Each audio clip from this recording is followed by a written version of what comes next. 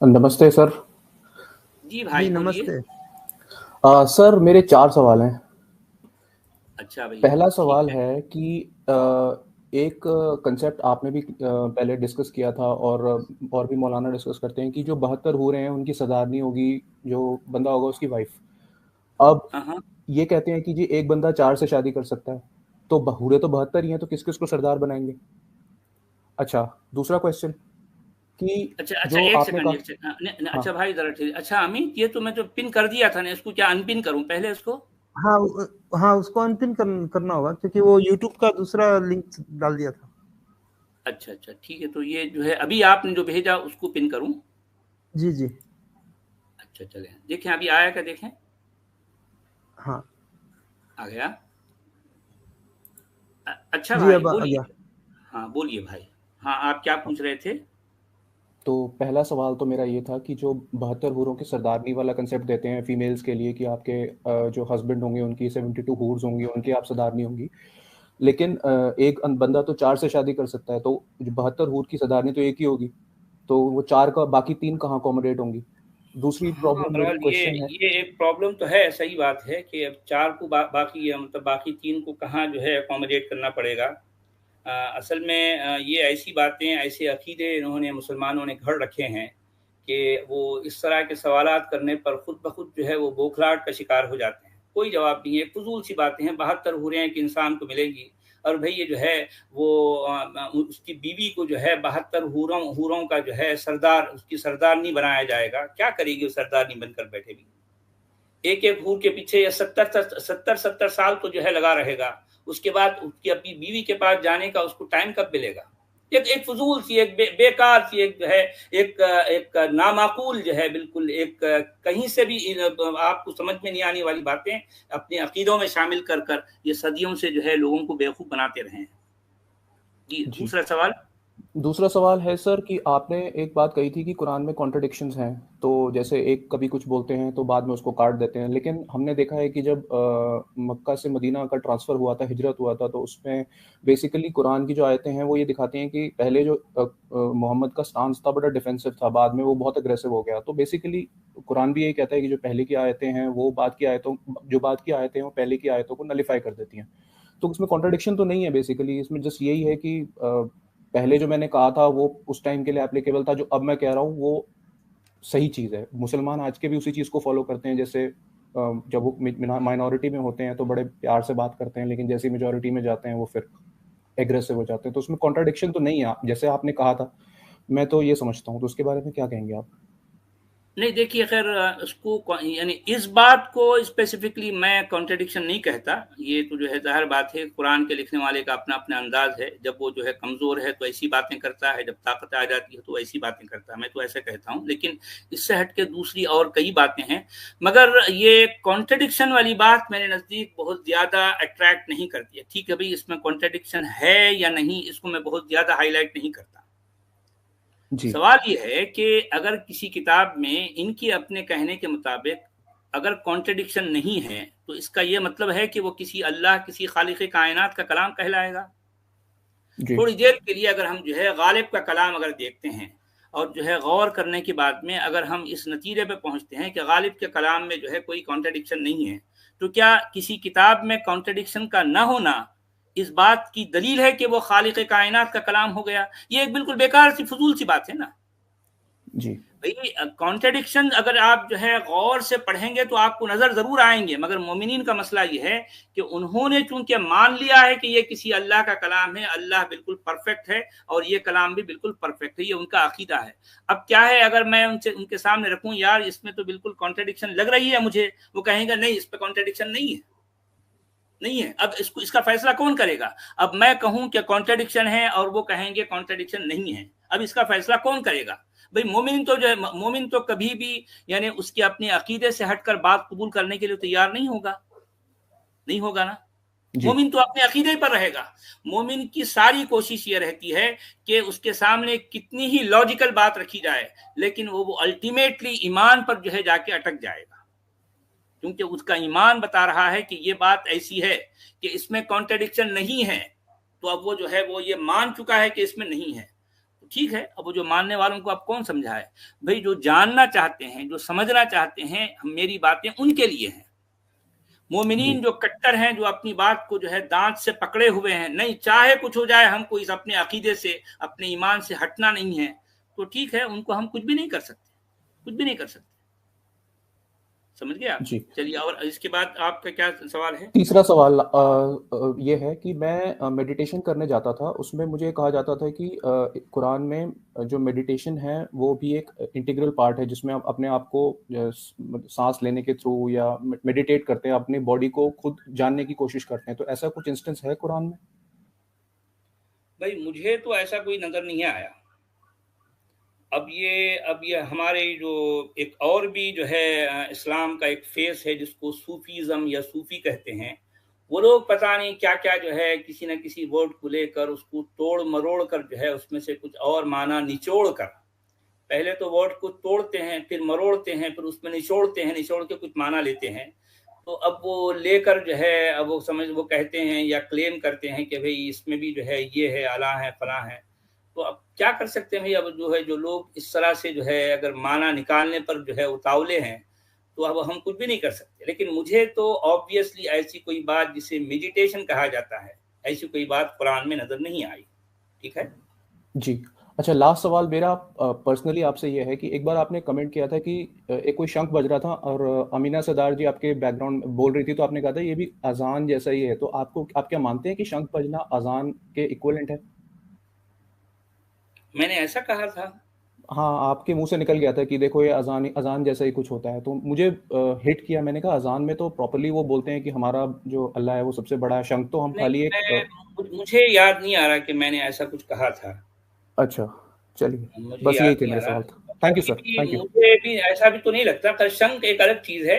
अब वो अच्छी है, खराब है, सही है, गलत, मैं इस चक्कर में नहीं जा रहा हूँ। लेकिन जाहिर बात है अजान एक जो है टोटली डिफरेंट जो है, मतलब ये है जो जाहिर बात किसी और जो है जो रिलीजियस जो सिंबल है या फिर जो उनका अपना जो भी कस्टम है उससे डिफरेंट है। क्योंकि अजान बेसिकली पॉलिटिक्स कह सकते हैं आप उसको, आप समझे। मुझे ये तो एक याद अलग नहीं बात आता है। सर, आपने कभी बोला है? मैं शायद ऐसा, मुझे याद नहीं आ रहा कि मैंने ऐसा नहीं नहीं, कहा मुझे वो भी नहीं याद अमीना आ रहा। अमीना सरदार जी बात कर रही थी, तो पीछे शंख बज रहा था, 2-3 लोग थे, तब आपके मुंह से निकल गया कि ये देखो अजान जैसा ही कुछ हो रहा है। तो मुझे हिट किया, मैंने कहा थोड़ा सा पूछूंगा। एनीवे, थैंक नहीं यू सर, नहीं। Thank you so much. Okay. नहीं, मुझे याद नहीं आ रहा। जी। वैसे खैर ठीक है, देखिए मैं, हाँ अलबत्ता मैं ये मेरा अपना जो है जो स्टैंड वो ये है कि जो मस्जिदों पर जो लाउड स्पीकर लगाकर जो है 5 बार दिन में जो है जो जो अजान के नाम से जो चीखते हैं, चिल्लाते हैं, इससे बड़ा जो है नॉइस पोल्यूशन भी होता है। मोहल्लों में जो है, गली मोहल्लों में बहुत से लोगों को एक तरह की तकलीफ का भी जो है सामना करना पड़ता है, जहाँ स्पेशली जहाँ मल्टी कल्चरल लोग रहते हैं। तो मेरा अपना ये समझना है कि जितने भी मजहबी इबादतगाहें हैं, जितने भी जो है जो धार्मिक स्थान हैं, उनके ऊपर जो है जो स्पीकर, लाउड स्पीकर लगाए जाते हैं, ये उनको वहां से हटाना चाहिए। इसलिए कि किसी भी तरह की इस तरह की नॉइस पोल्यूशन से, यानी मतलब लोगों को कहीं ना कहीं तकलीफ होती है। देखें, ये बातें ऐसी हैं कि अगर वाकई आप चाहते हैं कि किसी खुदा को आप खुश करना है, जो भी खुदा है, जो भी जिस तरह से भी आपकी अपनी सोच है, अरे भाई ये चिल्लाने की क्या जरूरत है, क्या जरूरत है भाई। आप अपने तौर पर जो है, हाँ, एक जो भी जो इबादत खाना है, इबादत गाह है, उसके अंदर आप अपनी बात रखें। क्योंकि जो लोग इंटेंशनली अंदर आते हैं उनको सुनाओ आप भाई। रास्ता चलने वालों को, या घर में कोई सो रहा है, कोई बीमार है, कोई और भी, उनको ये जो है लाउड स्पीकरों पर चिल्ला चिल्ला कर क्यों सुनाना चाहते हो भाई। इसका मतलब ये है कि या तो आपका अल्लाह या आपका खुदा जो है वो बिल्कुल बहरा है, इसलिए उसको लाउड स्पीकर की जरूरत पड़ती है कि उसको चिल्ला कर उसको समझाया जाए। या फिर इसका यह मतलब निकलता है कि जो है आप लोगों को उनको किसी ना किसी तरह से खींच के अपनी इबादत गाह में लाना चाहते हो। ये बात तो गलत है। मैं असल में ये कहता हूं।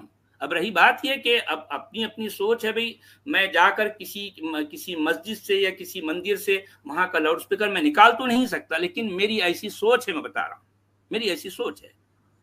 क्योंकि अपनी किसी भी धार्मिक जो है स्थान से किसी इंसान को किसी तरह की जो है तकलीफ नहीं होनी चाहिए। ये मेरा अपना ये मेरा जो है ये स्टैंड है। चलें भाई, जी। और कौन आए आखिर भाई, फिर क्या क्या सवाल है आपका? सचवाला जी नमस्ते। चिराग अमित भाई जी नमस्ते। भाई, जी जी नमस्ते नमस्ते। भाई, पूछिए। सर एक निवेदन करने आया हूँ, सलाह देने की तो मेरी औकात नहीं है। जी जी बोलिए। जैसे भी थोड़ी देर पहले एक भाई आए थे, वो इस्लाम के बारे में जानकारी लेना चाह रहे थे, कुरान मजीद और ये जो बाकी बुक्स हैं। जी जी मेरा अमित भाई से निवेदन है, एक 5 मिनट का आपका वीडियो बना के चैनल पे डाल दे, जिससे हम सभी लोग जानकारी इकट्ठा कर सके जब हमें जरूरत हो। जैसे कुरान मजीद के बारे में आपने बताया, आपने दूसरी बुक्स बताई जो कुरान के बाद आती है, उसमें कितनी किताबें होती हैं। छोटा सा वीडियो अच्छा, बना के डाल दे, मेरा यह सुझाव है। ठीक है, बहुत अच्छी बात जी है आपकी, ऐसा करेंगे हम, ये बहुत अच्छी बात है। जी जी। और धन्यवाद आपका सर, अपना सवाल समय क्या देने है? के लिए धन्यवाद। सवाल यही था सर, सुझाव था बस छोटा सा। नमस्ते, शुभ रात्रि। चलिए भाई। जी जी नमस्ते। जी जी नमस्ते, बहुत अच्छा लगा आपकी बात। रवि भट्ट जी, हाँ भाई, जी क्या सवाल है आपका? नमस्कार सर। नमस्कार। सर मैं ये जानना चाहता हूँ कि कुरान और हदीस के रोशनी में हिजाब ना पहनने पर क्या, अगर कोई हिजाब नहीं पहनता है तो उसके लिए क्या पनिशमेंट है? पहली बात तो कुरान में जिसे हिजाब कहा गया या माना गया या मनवाया गया, कुरान इससे खाली है। जिस माना में, जिस मीनिंग में, जिस अंदाज में आज की मुस्लिम महिला, मुस्लिम औरत जो है, जो हिजाब करती है या उससे करवाया जाता है, ये कुरान इस तरह के अमल से खाली पड़ा है। कुरान कुछ और ही कहता है, लेकिन मुसलमानों का अमल बिल्कुल उससे डिफरेंट है, पहली बात। दूसरी बात ये कि अगर कुरान के बाहर वाली किताबों में वो सारा काम जो मुसलमान हिजाब के नाम पर करते हैं, मुसलमान औरतें, तो अब इसमें तो देखिए कि ऐसा तो नहीं है कि जो औरत हिजाब न करे, जिसे जो है पर्टिकुलरली इस अंदाज के जो है जो कुछ हिजाब समझा गया है, अगर वो न करे उसके लिए कोई सजा नहीं है। क्योंकि मतलब देखें कि ये कोई क्राइम या फिर यानी उस माना में नहीं है कि जो है जिसके करने पर जो है कोई सजा है। मान लें अगर जो है अब इनका अपना ये कहना है कि जो बाल जो है खुले नहीं रहनी चाहिए, बाल को छुपाना चाहिए। इस तरह से वो जो है अपने पूरे चेहरे पर, अपने सर पर जो है कोई चीज डाल लेते हैं और अपना नकाब लगाते हैं, नकाब से जो है अपना चेहरा छुपाते हैं। कुछ लोग तो जो है ये है कि अपनी आंखें भी जो है वो दिखाना नहीं चाहते, क्योंकि उनका ये मानना है कि पूरे इंसान के पूरे बदन में चेहरा सबसे ज्यादा अट्रैक्टिव होता है और पूरे चेहरे में आंखें सबसे ज्यादा अट्रैक्टिव होती हैं। तो इसका मतलब यह है कि जब छुपाना है, तो जब बदन को छुपा रहे हो तो जो है चेहरा खोलना, ये बात तो बिल्कुल गलत है। तो इसलिए बदन के साथ साथ चेहरे को भी छुपाना चाहिए। अच्छा, फिर कुछ स्कॉलर्स का ये कहना है कि जब चेहरा छुपा रहे हो तो चेहरे में सबसे ज्यादा अट्रैक्टिव इंसान की आंखें होती हैं, तो आंखों को छुपाना चाहिए। तो चुनाचे जो है आंखों को भी छुपाया जाता है। तो मैं अब जिस तरह से आपने सवाल किया कि अगर कोई ऐसा न करे तो उसके लिए सजा क्या है, या उसके लिए जो है क्या किस किस्म की जो है वईद आई है, तो ऐसी पर्टिकुलरली कोई ऐसी बात तो नहीं है कि किसी ने आंखें दिखा दी या किसी ने चेहरा दिखा दिया तो उसके लिए कोई सजा है। ऐसी कोई जो है सजा है, ना कोई वईद है। ठीक है। अब ये चूंकि आज जो कुछ जो है हिजाब रॉ जो चल रहा है, तो जो हिजाब रो जो चल रहा है, तो उसको सामने रखते हुए मैं ये कह सकता हूँ कि आज का जो हिजाब का जो मामला है वो असल में पॉलिटिकल है, इसका ताल्लुक रिलीजियन से नहीं है। अब बहुत से मोमिनीन को मेरी ये बात बड़ी चुभेगी, वो बड़े चरागपा हो जाएंगे कि सचवाला ने इतनी कड़वी बात कही थी। हालांकि हाँ, कड़वी है बात कड़वी जरूर है, और जितनी कड़वी जो बात होगी वो उतनी सच्ची होगी। ठीक है। और कोई आपका सवाल? नहीं जी, धन्यवाद। चलें भाई, ओके, शुक्रिया। Thank you. नमस्कार सचिवाला सर। जी नमस्कार सर, कैसे हैं आप? पूछिए, क्या पूछना मैं है? बहुत अच्छा हूँ सर। मैं एक प्रश्न पूछने से पहले आपसे एक छोटी सी राय जानना चाह रहा था।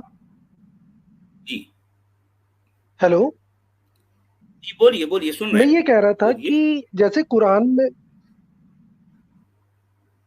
जी, जैसे आप ऐसा करें, आप सुनिए। कुरान में लिखा है कि तुम्हारा दीन तुम्हारे लिए और मेरा दीन मेरे लिए। आप कैमरा बंद कर लीजिए ताकि हरिओम। आप हाँ, कैमरा बंद करें तो आपकी आवाज जो है जरा क्लियर हो जाएगी। कैमरा बंद कर दीजिए।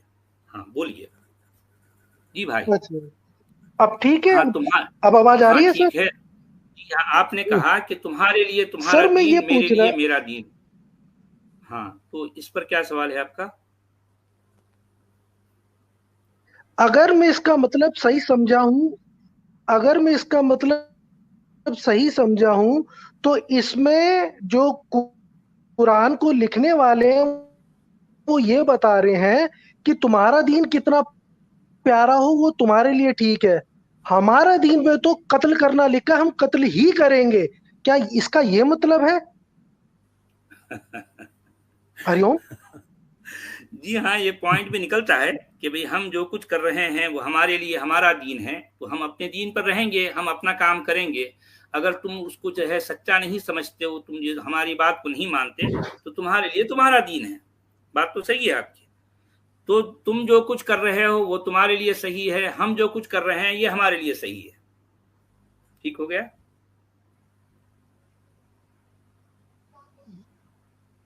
हाँ, मुझे तो जी, यही और आपका क्या सवाल है? जी हाँ। हाँ जी, हाँ जी, हाँ जी, हाँ जी। अच्छा, मेरा एक बहुत बेसिक प्रश्न था सचवाला जी। मेरा बस एक यही सवाल है कि आपके जो पाकिस्तान के लोग आते हैं वो आपसे गुजारिश करते हैं कि अब अगर हम कुरान को नहीं मानते, अल्लाह को नहीं मानते, तो हम जाए कहां पर?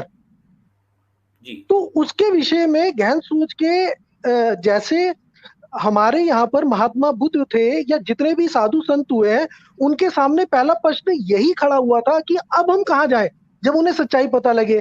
तो प्रभु आपसे एक रिक्वेस्ट है कि आप उनको पूरा कहाँ जाना चाहिए और क्या करना चाहिए अगर अब वो इस्लाम से बाहर आना चाहते हैं तो।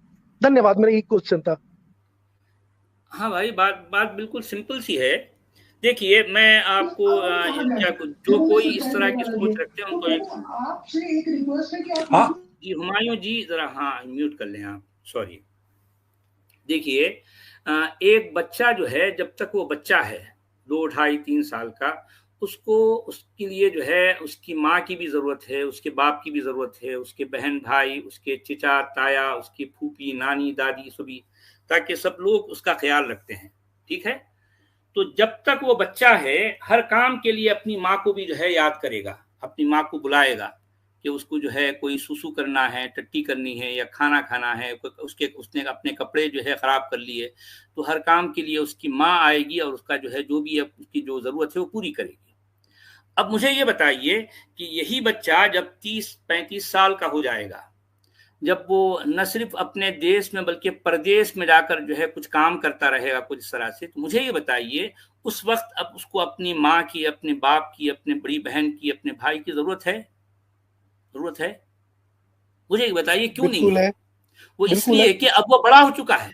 नहीं देखिए, बात में जिस पर्सपेक्टिव, नहीं सुनिए, असल में आप उसको दूसरी तरफ ना ले जाएं। मेरा कहने का मतलब ये है कि अब अगर वो सुसु करता है, टट्टी करता है, तो उसकी माँ आती थी, या वो खाना उससे नहीं खा सकता है तो है वो खाना उसको खिलाती थी, वो कपड़े अपने मैले कर लेता था तो मुझकी माँ आकर जो है उसके कपड़े बदलाती थी। अब यही बच्चा जब बड़ा हो गया तो अब उसकी माँ को, अब उसको जरूरत है अपनी ये इस तरह के कामों के लिए? नहीं, बिल्कुल नहीं, बिल्कुल नहीं, बड़ा हो गया है, बिल्कुल नहीं। अब वो बड़ा हो गया है, वो खुद से सारे काम जो है खुद कर सकता है, क्योंकि अब उसके पास उसकी अपनी अकल है। जब तक वो बच्चा था उसके पास उसकी अपनी अकल नहीं थी, वो किसी और के जो है भरोसे पर, किसी और के सहारे पर था।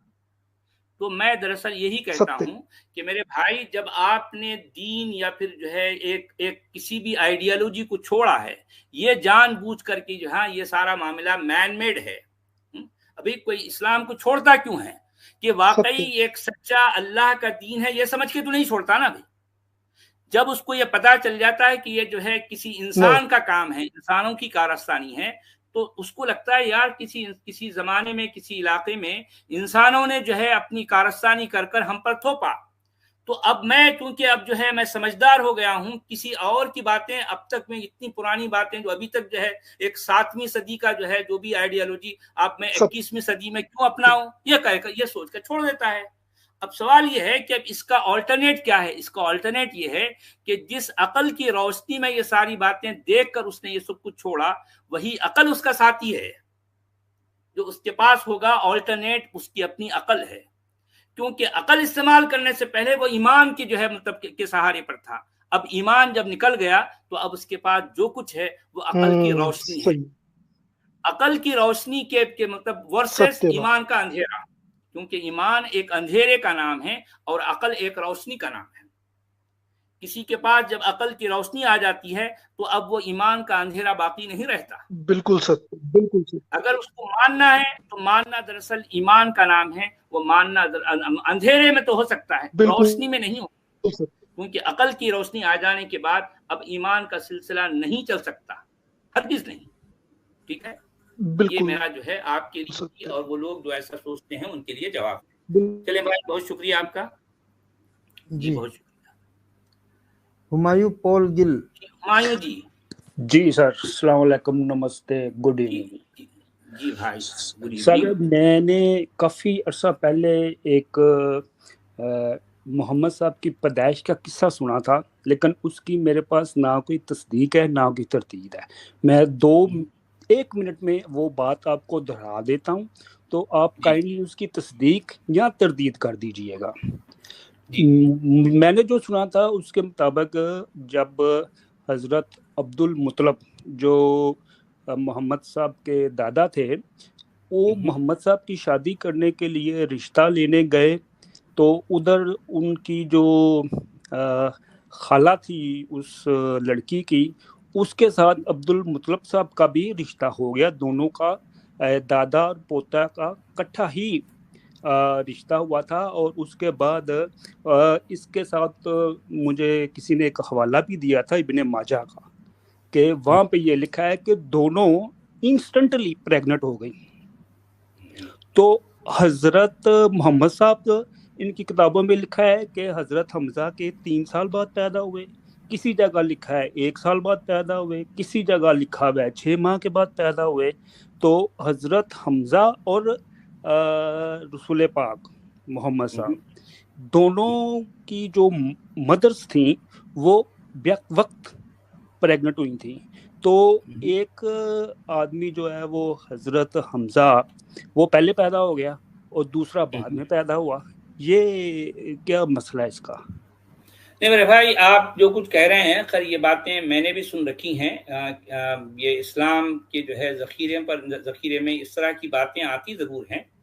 कहीं ना कहीं ये बातें आपको मिल जाएंगी। इस्लाम की जो है, जो इस्लाम से रिलेटेड जो किताबें हैं उसमें है ज़रूर। मगर मैं चूँकि इस तरह की बातें या ऐसी किताबों को एंटरटेन नहीं करता, मैं तो कुरान के टेक्स्ट पर बात करता हूँ, इसलिए मैं ये नहीं कह सकता कि ये बातें ऑथेंटिक है या नहीं है। मैं नहीं कह सकता, आप समझे मेरी बात? जी जी, लेकिन सिर्फ ये कुरान में नहीं है। जी हाँ, तो ये कुरान के बाहर वाली किताबों में इस तरह का जिक्र कहीं ना कहीं मिलता ज़रूर है, मैंने भी पढ़ा था।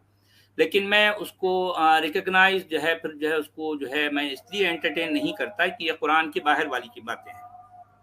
ठीक है, कुरान की बाहर वाली बातों को मैं एंटरटेन नहीं करता। और दूसरा मेरा सवाल यह था कि कुरान में सूरज डूबने की जो जगह बताई गई है कि वो एक गंदे नाले में डूब रहा था, तो वो जो गंदे नहीं, गदले पानी के चश्मे में। जी जी जी जी जी, तो वो मतलब कि इस्लाम के हिसाब से वो ठीक है। और जो आज साइंस ने तहकीकात की है तो वो तो उस हिसाब से तो इस्लाम बिल्कुल उस से बिल्कुल अपोजिट हो जाता है। हाँ, बात तो सही है। अब कुरान में भी बहुत से जो है इस तरह के जो है जो झोल हैं, जो हम टाइम टू टाइम लोगों के सामने लाते रहते हैं। देखें, कुरान हो या टोटली जिसे इस्लाम कहा जाता है, वो सारा का सारा मैन मेड है। तो मैन मेड जो भी काम होगा उसमें घपले तो होंगे, उसमें गलतियां होंगी, और इस्लाम का मामला भी इसी तरह से है, उसमें भी बहुत से घपले हैं। अब लोगों ने जिन लोगों ने इस्लाम को तराशा वो बड़े होशियार थे। उन्होंने बड़ी चालाकी के साथ बहुत कुछ जो है इसमें कुछ ऐसी चीज़ें जो है डाली हैं जो आसानी से लोगों के जो है मतलब समझ नहीं आता, क्योंकि इसमें कुछ ऐसे चकमे दिए गए हैं, ईमान का चश्मा, ईमान बिलगैब का चकमा, या फिर जो है किसी नबी को तराश कर जो है उसके बारे में जो बातें कही गई हैं, अल्लाह को तराशने का चकमा, और फिर जो है कुरान को लिखने का चकमा, ये सारे चकमों के होते हुए एक आम सा आदमी जो ईमान वाला होता है वो हमेशा जो है इसी चक्कर में घूमता रहता है। अब वो लोग जो ईमान से अपने आप को बाहर निकाल लेते हैं, ईमान के दायरे से, तो अब उनको समझ आता है, क्योंकि उनके यहाँ अकल की रोशनी आ जाती है। अकल की रोशनी के होते हुए उनको समझ आता है कि ईमान एक अंधेरे का नाम है, अब हम ईमान के अंधेरे में नहीं रह सकते।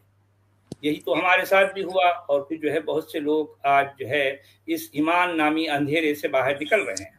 ठीक है जी जी जी जी, चलें, ठीक है sir, thank you very much. ठीक है जी, बहुत शुक्रिया, बहुत शुक्रिया। सचवाला फैन जी भाई, क्या पूछना है आपको? अनम्यूट करें।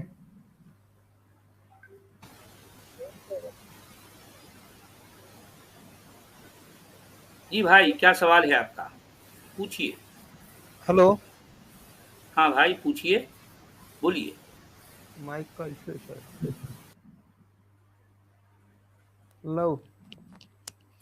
लव जी बोलिए भाई। करें लव जी। गुड इवनिंग सचवाला जी। नमस्कार अमित भाई। वेरी गुड इवनिंग जी। जी नमस्ते जी सचवाला जी, बहुत अच्छा काम कर रहे हैं आप।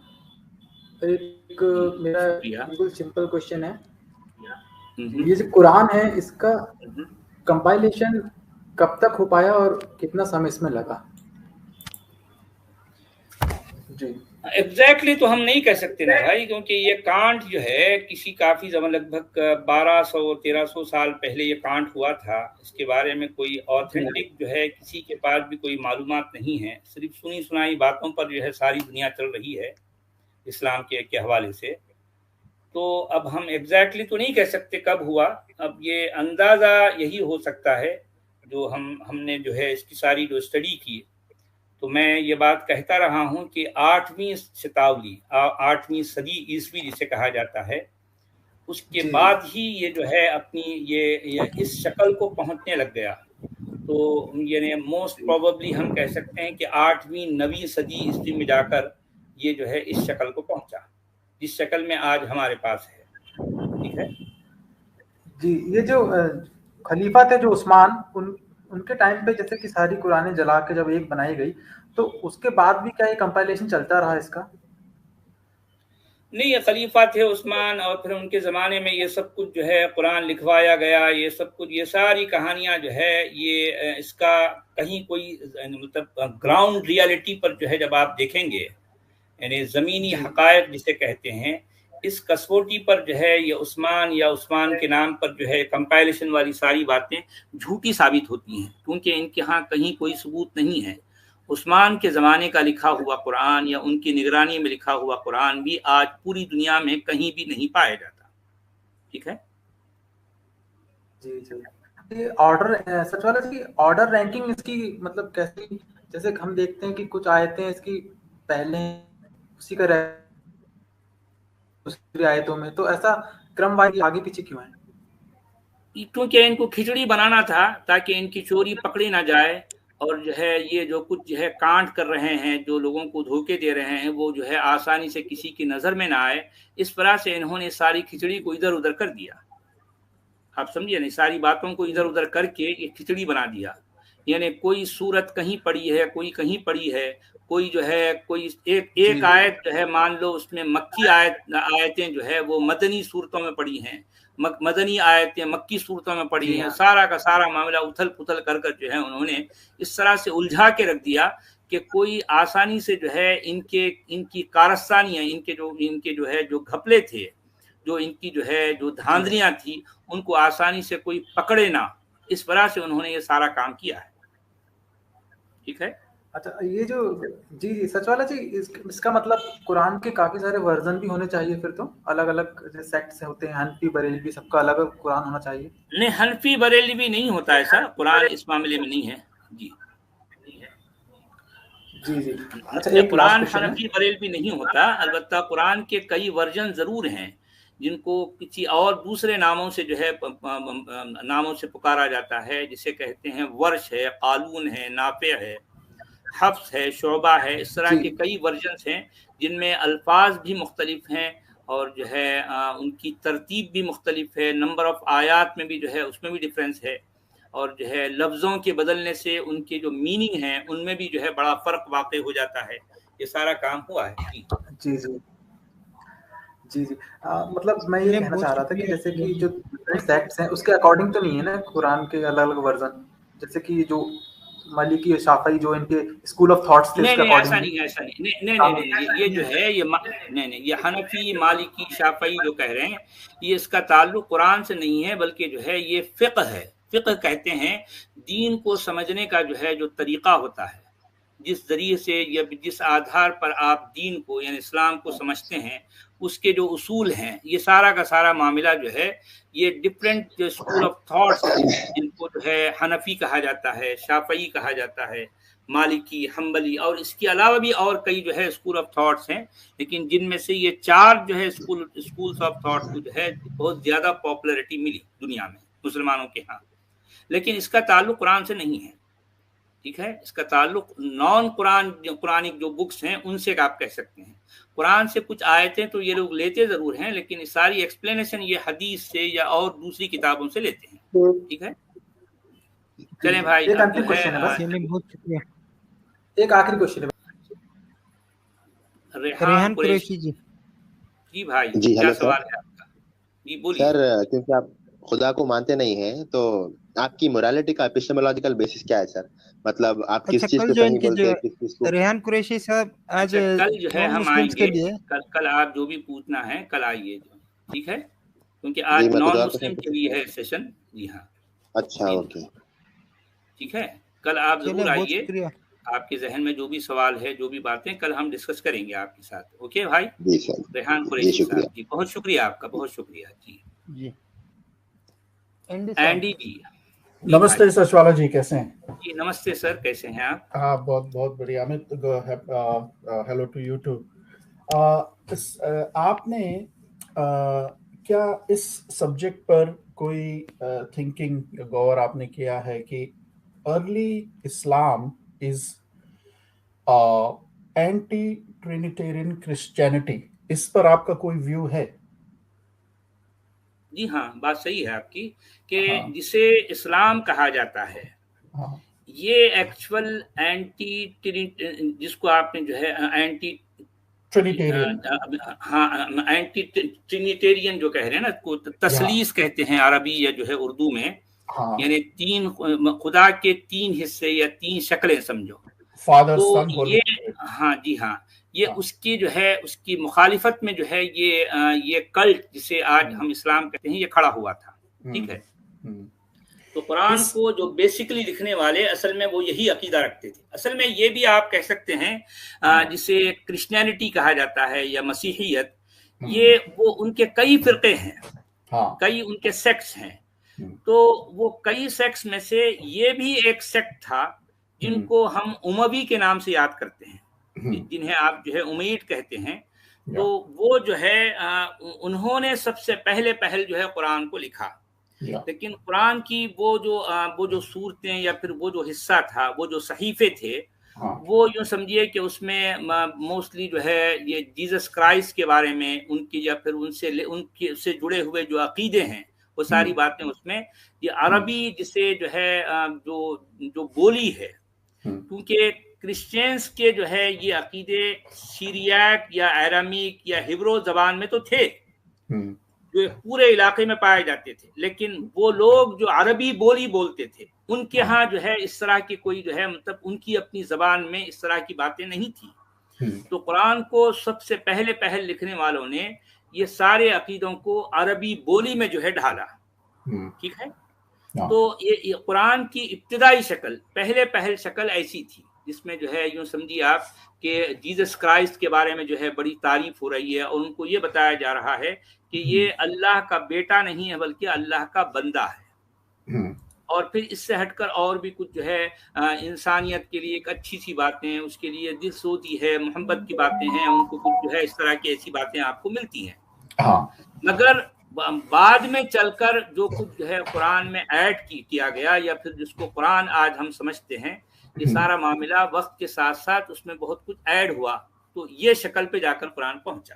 ठीक है, बिल्कुल। अगर आपने जॉन ऑफ डमास्कस की एक क्रिटिक है इस्लाम पर, जो कि खुद एक अर्ली 8th सेंचुरी के क्रिश्चियन स्कॉलर कह लो या मंक कह लो, वो उनकी एक डॉक्यूमेंट भी है, शायद अगर चाहिए तो मैं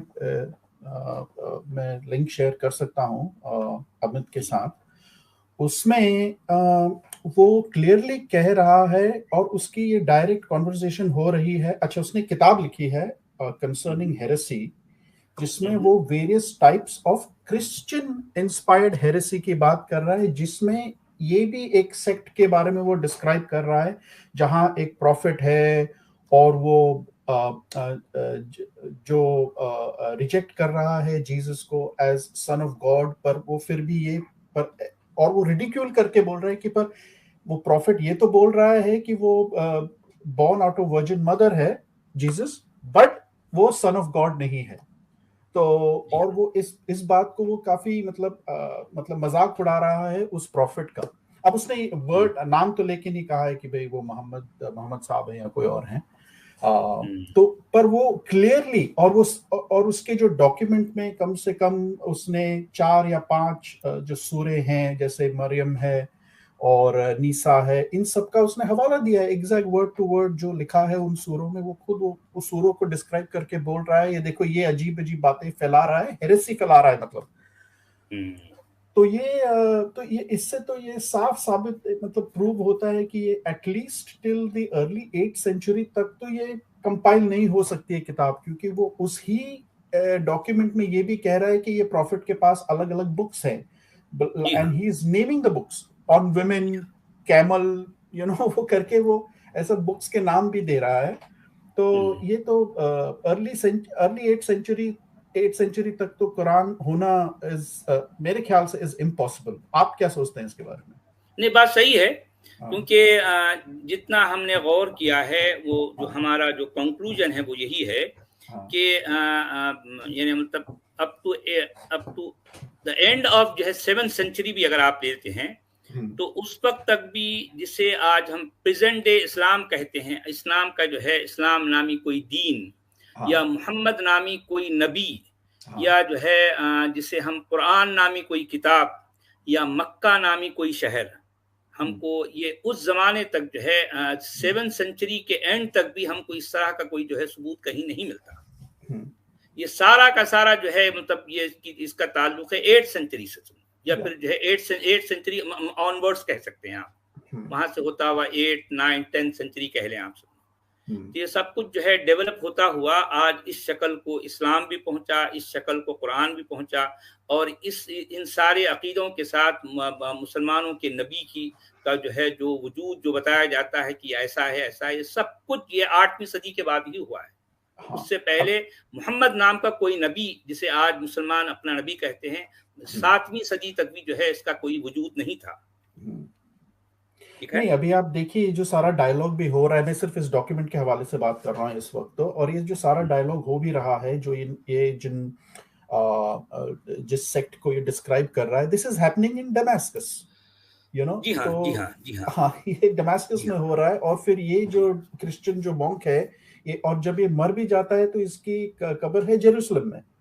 तो so I think obviously you have to put the dots together to understand कि ये सारी बातें एक्चुअली स्टार्ट कहाँ से हुई, हो कहाँ रही हैं।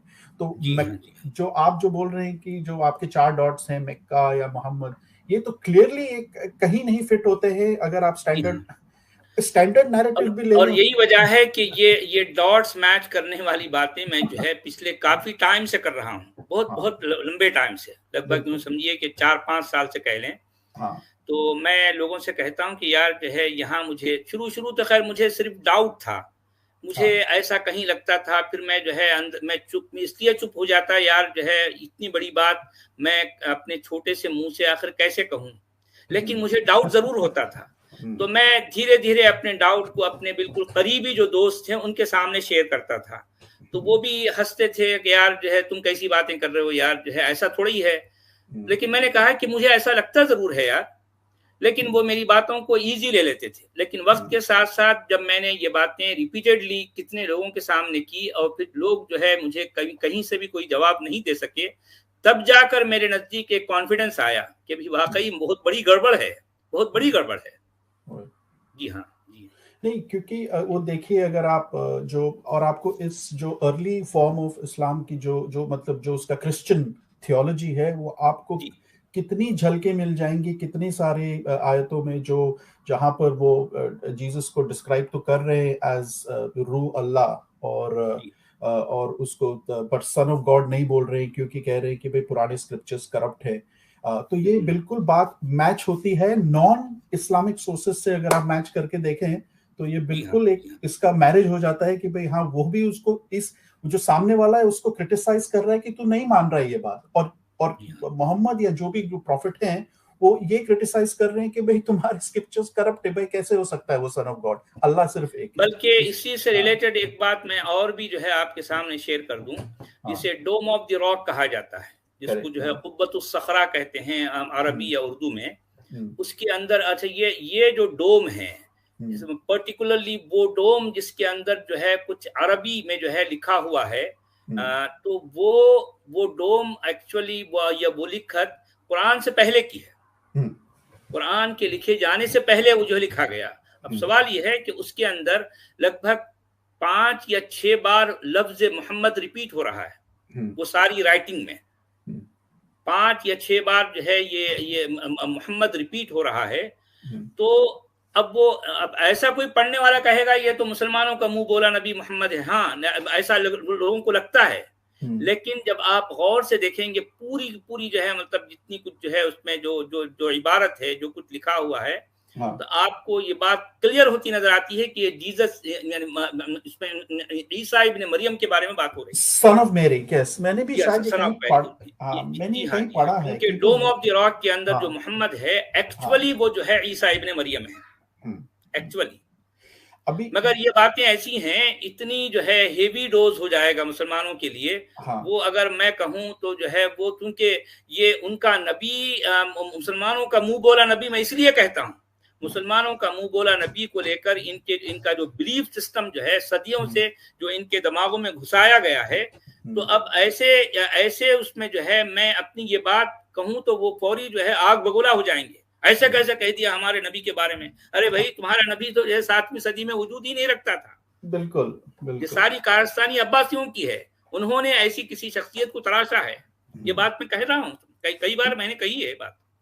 अभी जो लफ्ज मोहम्मद भी है, ये अगर आप देखिए इस जो हिब्रू इसका ट्रांसलेशन मोहम्मद, ये इसका मीनिंग जो क्लियर मीनिंग है the awaited, the desired one या द प्रेज्ड वन। तो और ये बहुत सारे उनके प्रॉफिट्स में उनको ये टाइटल दिया गया है, और उनके उनकी जो थियोलॉजी है कि भाई you know the desired one, या जिसकी आप राह देख रहे हैं, ये उनके थियोलॉजी से मैच करता है कि वो हमेशा एक नया प्रॉफिट, वो मेसियानिक उनकी जो थियोलॉजी उसमें वो देखना चाहते हैं कि एक नया प्रॉफिट आके स्क्रिप्चर्स को आके कंफर्म करे। इसी को मसीह भी कहा गया है कुरान में, इसी को मुबारक भी कहा गया है, इसी को मोहम्मद भी कहा गया है। वही इसीलिए मैं कहता हूं कि मोहम्मद किसी पर्सनालिटी का प्रॉपर नाउन नहीं है, ये एक टाइटल है। टाइटल ही हो सकता है, नाम और ये टाइटल जो है फिट बैठता है ईसा इब्न मरियम पर। मगर क्योंकि मोमिनीन जो है वो हमेशा आग बगोला, हमेशा गरम रहते हैं, पैर पे गरम पानी डाल लेके आते हैं, इसलिए वो चाहते हैं कि नहीं अभी साबित करो, ऐसे कैसे हो सकता है। तो जो कहेगा मुझसे कि साबित करो, मैं कहता हूँ भाई ये आपके लिए बात नहीं कही मैंने। जो लोग वाकई गौर खौज करना चाहते हैं, जो समझना चाहते हैं, मैंने ये बातें उनके लिए की हैं। जो गरम पानी अपने पैरों में डाल लेकर उछलता आता है, उसको मैं ये बातें नहीं समझा सकता। अब समझिए मेरी बात। बिल्कुल मतलब आई थिंक जो भी आज जो मोमिन जो भी रिलीजन फॉलो कर रहे हैं, वो इतना तो इससे ये प्रूव होता है कि वो कुछ भी रिलीजन हो, भले वो सही भी हो या गलत, या जो भी उनका अकीदा अपना है, बट जो चीज थी वो चीज वो फॉलो नहीं कर रहे, ये इसमें कोई डाउट होना नहीं चाहिए। जी हाँ, असल में ये जो है वक्त के साथ साथ बड़ी इसमें जो है इसमें इवोल्यूशन हुआ है ना। हाँ, ये वक्त के साथ साथ बड़े बदलाव आए इसमें, और फिर एक स्टेज पर जाकर ये जो है अब एक अल्टीमेट शक्ल को पहुंचा। उसके बाद क्योंकि वो पहुंचने के बाद जिस जमाने में जिस इलाके में पहुंचा, जिन लोगों की जेर निगरानी पहुंचा, वो लोग बड़े पावरफुल थे, उन्होंने सब कुछ किया इसके लिए, क्योंकि इसमें उनका अपना हित था, उनके अपने बेनिफिट्स थे। तो वो जो है जाहिर बात है पॉलिटिकल आइडियोलॉजी को जो है कौन जो है लेके चलेगा, जाहिर बात है जिनके अपने फायदे उसके साथ जुड़े हुए हैं, उनके अपने पॉलिटिकल इंटरेस्ट थे इसके साथ जुड़े हुए थे, सब कुछ जो है चलता रहा। जी, पॉलिटिकल इंटरेस्ट भी और उनकी थियोलॉजी भी। इसलिए कभी कभी मुझे ऐसा भी लगता है सचवाला जी, जो ये हदीसों में जो मोहम्मद जिनको गढ़ा गया है, वो तो मुझे लगता है कभी कभी ऐसे ऐसे वाक्य उनके साथ उनने जोड़ रखे हैं कि डेलिबरेटली उनकी हस्ती को कम करने के लिए, क्योंकि वो उसको भी गॉड के साथ अटैच ना कर दें। मुझे कभी कभी ये भी लगता है कि कि दे आर पर्पसली, मतलब मोहम्मद को, क्योंकि कुछ ऐसी हदीसें हैं जो सही भी हैं, और ऐसा लगता है कि उसने, आई नो आप तो हदीसों पे बात नहीं करते हैं, बट उनका जो कैरेक्टर बनाया गया है हदीसों में वो, हाँ समझा, मैं आपका पॉइंट समझ गया, ताकि जो है वो इस तरह से, बहरहाल ये बहुत ही कॉम्प्लिकेटेड कर दिया अभी मामले को, जो है इतना जो है उलझा दिया है कि अब वो एक किसी नॉर्मल आदमी को जो है इस पर देखेगा तो उसके पल्ले नहीं पड़ेगा क्या क्या हुआ है इसमें, लेकिन हुआ बहुत कुछ है, बहुत कुछ हुआ है इसके साथ। जी हाँ, बिल्कुल बिल्कुल। नहीं, चलिए सोशियोलॉजी अगेन वेरी इंटरेस्टिंग, और आपसे कॉन्फर्मेशन मिलके चलो ऐसा लगता है कि कभी कभी थोड़ी बहुत मैं पढ़ाई लिखाई करता हूँ तो I am in the right track, चलिए सर, बहुत शुक्रिया, आप आते हैं तो हमें बड़ी जो है बड़ी हिम्मत होती है कि जी हाँ, जी हाँ, बहुत बहुत शुक्रिया sir. Thank you Amit, thank you very much Candy ji. Rakesh Chauhan ji, हाँ भाई, क्या सवाल है आपका? अरे क्या हो गया, ड्रॉप हो गए? अच्छा। जी, सुभाष जी, हाँ भाई, कैसे हैं? हेलो, नमस्ते दादा जी, नमस्ते, क्या कैसे हो भाई? बस बढ़िया। अच्छा, पहला तो मैं एक थोड़ा सा जनरल सा सवाल मैं वो पूछना चाहूंगा आपसे जी, कि मैं जो इस्लामिक बिलीफ है उसी पे बात कर रहा हूँ कि जैसे जब वो बंदा बोलता था तो वो लोग लिखने वाले कैसे डिफाइन करते थे कि ये आदमी जो बोल रहा है वो अल्लाह की तरफ से बोल रहा है या खुद ही बोल रहा है? अब असल में ये मामला सोचने वाली बात है दादा, बहुत असल में देखिए, ये जिसे कुरान कहा जाता है, इसके अल्लाह के कलाम होने के बारे में किसी के पास कोई जर्रा बराबर जो है कोई सबूत नहीं है, कोई सबूत नहीं है। अच्छा, अब आप देखें कि जो है जिसे मोहम्मद समझा गया है और कहा गया है कि ये मुसलमानों का मुंह बोला नबी है, और ये जो है कुरान उन पर रिवील हो रहा है। अब सवाल ये है कि इस तरह की रिविलेशन का कहीं कोई सबूत नहीं है। दूसरी बात यह है कि जिब्रील का जो है किसी के पास कोई सबूत नहीं है। कहा जाता है कि वो जिब्रील जो है वहां से ये कलाम को उठा के ला रहे हैं। ये भी एक अजीब सी कहानी है। मतलब ये है कि ये जिब्रील को ऐसा बना डाला उन्होंने कि जैसे कि कोई शख्स हाथ में बक्सा या पोटली लेकर, थैली लेकर जो है वहां से एक तरह से चला, वो अल्लाह ऊपर कहीं बैठा है, वो ऊपर से आ रहा है जिब्रील जो है उड़ता हुआ, 2 पर हैं बड़े बड़े उसके, और हाथ में पोटली लेकर जो है मोहम्मद के पास आ रहा है, और जो है वो वही देकर चला गया।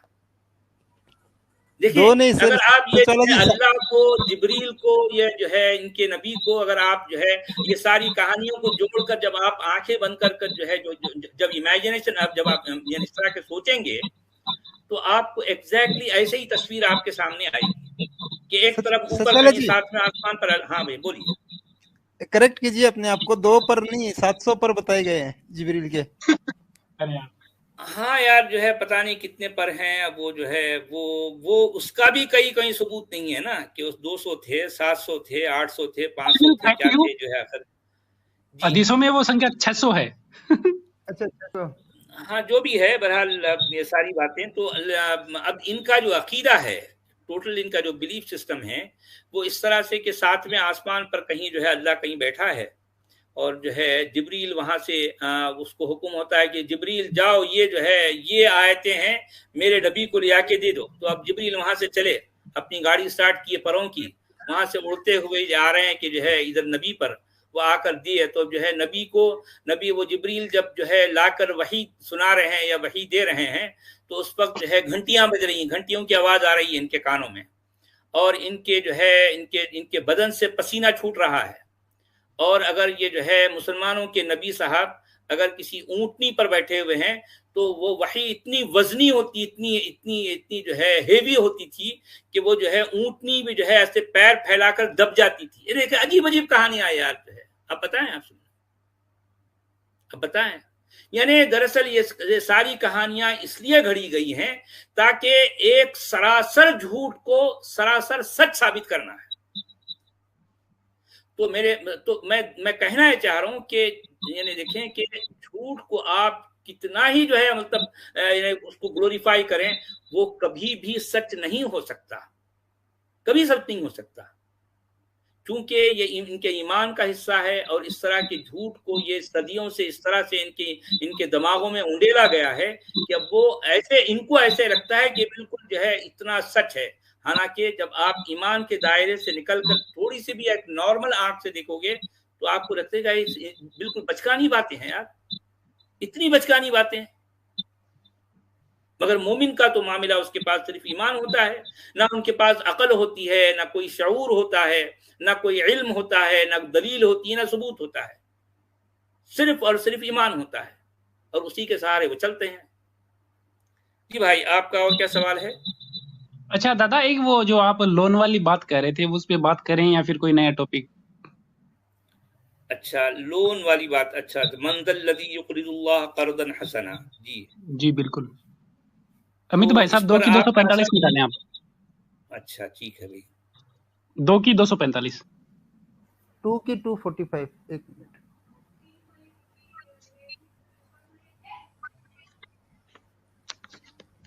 मुझे पूरी उम्मीद है आप कुछ नया जरूर बताएंगे।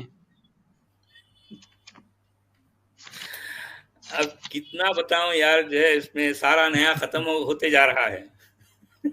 जी। मंदल लदी युक़रिदुल्लाह क़र्दन हसना फ़युज़ाइफ़हु लहू अज़आफ़न कसीरा वल्लाहु यक़बिदु व यबसुतु व इलैहि तुरजऊन। इसका मतलब है कि कौन है जो कर्ज दे अल्लाह को, यानी अच्छा वाला कर्ज, ठीक है, अच्छा वाला कर्ज अल्लाह को कौन देगा। तो उसके बाद उसमें क्या करेगा अल्लाह, क्या करेगा, फ़युज़ाइफ़हु, तो वो उसमें जो है बढ़ोतरी करेगा, बढ़ाएगा, कई गुना कर देगा। यानी एक है तो एक की जगह जो है वो 2 भी कर सकता है, 5 भी कर सकता है, 10 भी कर सकता है। फ़युज़ाइफ़हु लहू अज़आफ़न कसीरा, यहाँ पर तो कई गुना, यानी बहुत ज्यादा बढ़ा चढ़ा कर सकते। और अल्लाह क्या करता है, तुम्हारी तरफ यानी मतलब उसी की तरफ जो है वो अल्लाह अपने यानी उसको पकड़ता है और जो है वो यानी उसी की तरफ जो है तुम्हें लौटकर जाना है। ठीक है,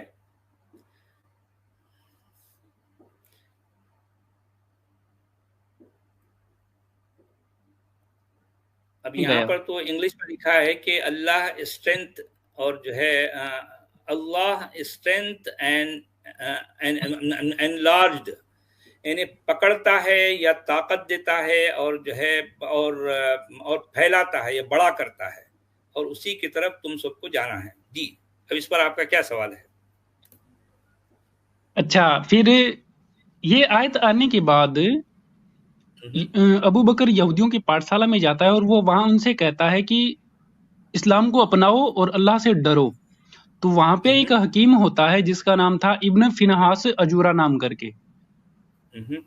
तो वो इस आयत पे सवाल करता है कि ऐसे कैसे हो सकता है कि हमारा खुदा हमसे धन देने के लिए बोल रहा है, क्या अल्लाह गरीब है और हम अमीर हैं? तो अमित भाई साहब 3 की 181 निकालेंगे आप। जी हाँ, वो बात तो उसमें आई है। हाँ, फिनास के वो मारता है वो अबू बकर।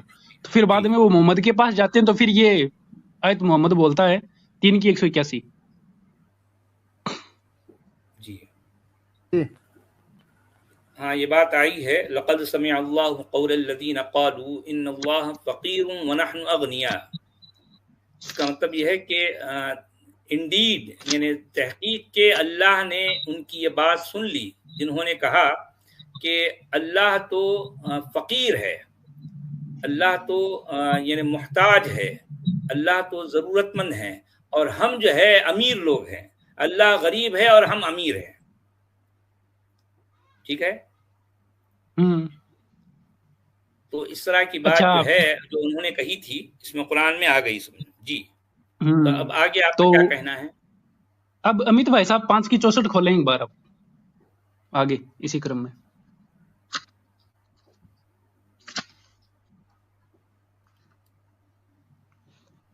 तो वो कहते थे कि क्या अल्लाह का हाथ तंग है क्या जो तुम लोन मांग रहे हो अल्लाह के नाम पे?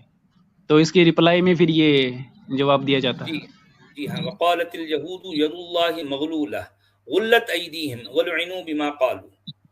यानी यहूद ने कहा, यहूदी लोग जो उनका ये कहना था कि अल्लाह का हाथ तो यानी मतलब यह है कि तंग है, यानी यूं समझिए कि वो बैंकरप्ट हो गया है, उसके पास जो है कुछ भी नहीं है बाकी। तो ये जो है कुरान का लिखने वाला बड़ा जो है गुस्सा आ गया उसको, तो वो उनको पलटा कर जो है उनको यानी यही बात उनको पलटा कर कह रहा है कि जो है उनके हाथ जो है तंग हो जाएं और जो है उन पर लानत है जो कुछ उन्होंने कहा। बल्कि अल्लाह के दोनों हाथ तो बहुत फैले हुए हैं, तंग नहीं बल्कि फैले हुए हैं। युनफ़िक़ु कैफ़ा यशा, वो जैसे चाहता है वो जो है खर्च करता है। ये बात इसमें कही गई। जी इस पर आपका क्या कहना दादा है? बस मैं बता रहा था ये पूरा वाकया है इस तरह से ये। जी अब आपने कहा था तो मैंने ये 3-4 इसके अलावा जो रेफरेंस है ये बातें आई हैं। जी हाँ, कुरान में है। हाँ, ये 57 की 11 है और 18 है और 64 की 17 भी है। जी ये 5-7 बार रिपीट हुई। एक मेरा एक छोटा सा सवाल एक और है, एक सीधे रास्ते का क्या मतलब होता है भाई? अब सीधे रास्ते का मतलब तो सीधा होना चाहिए, लेकिन ये इनके यहाँ जो है हाँ राइट पाथ या फिर जो है स्ट्रेट पाथ भी कहा जाता है, राइट या स्ट्रेट पाथ।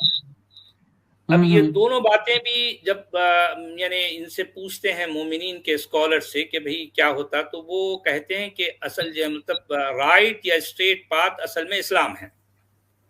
बाकी जितने भी पाथ हैं वो सारे के सारे जो है टेढ़े मेढ़े हैं, सारे गलत हैं। वो जो है अल्टीमेटली वो राइट गोल को नहीं पहुंच सकते। राइट गोल पर पहुंचना है तो तुमको स्ट्रेट पाथ पर आना पड़ेगा, और वो क्या है? वो इस्लाम है। अच्छा अमित भाई साहब 6 की 39 खोलें तो एक बार आप। 6 की 39 6 की 39। हाँ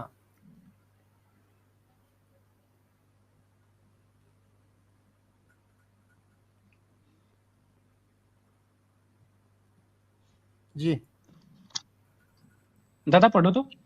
जी वल्लज़ीना कज़्ज़बू बिआयातिना सुम्मुम व बुक्मुम फ़िज़्ज़ुलुमात मन यशाइल्लाहु युज़लिलहु व मन यशा यजअलहु अला सिरातिन मुस्तक़ीम।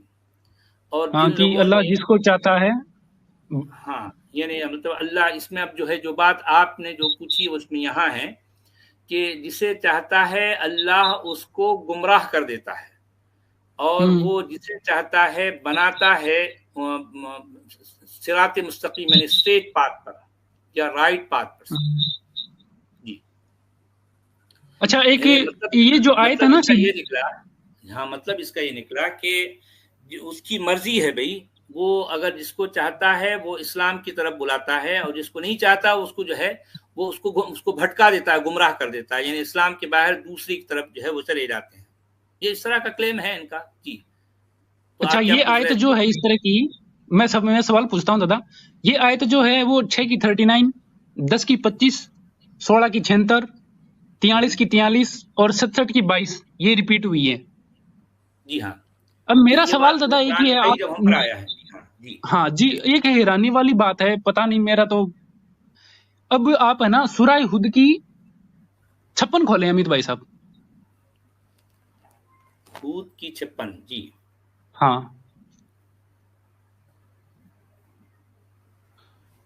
तो दादा ये कैसे हो सकता है? इन्ना रब्बी आला सिरातिन मुस्तकीम, निसंदेह तुम्हारा पालनहार सीधे रास्ते पर है, कैसे हो सकती है ये बात?